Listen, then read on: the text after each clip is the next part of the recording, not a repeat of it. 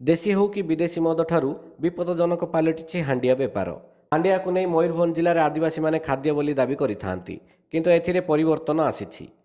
खाद्य होई रही नाही हांडिया। आ मुख्य रास्ता पार्श्व व्यतीत विभिन्न हाट बजार में बसी थाए हांडिया दुकानर आसर। प्रायतः ट्रक, डंपर, ट्रैक्टर ड्राइवर और लेबर को बाद देले सर्वसाधारण लोक माने मध्य अल्प खर्चरे निशा पाई हांडिया व्यवहार करुथुवा देखा जाउथुवा बेले एबे रास्ता दुर्घटनार मुख्य कारण पलटिछि हांडिया। मयूरभंज जिलार विभिन्न अंचल खोलाखोली हांडिया बिक्री जेतिकी वृद्धि होउछि सेही परिमाण में असामाजिक कार्यकलाप मध्य वृद्धि पाउछि।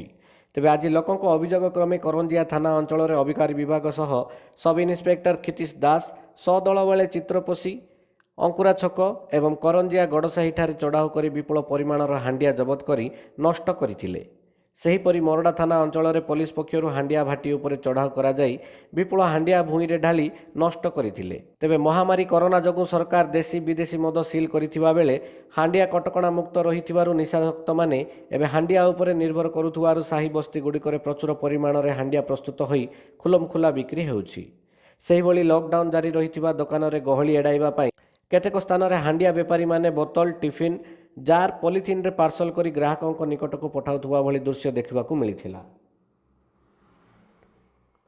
तेबे हांडिया को एबे खाद्य बदल रे सस्ता निशा भाव व्यवहार करा जाउथुवारु बजार रे दिन को दिन चाहिदा बढ़ुथुवार घरे घरे एबे कुटीर शिल्प रे परिणत होईछि।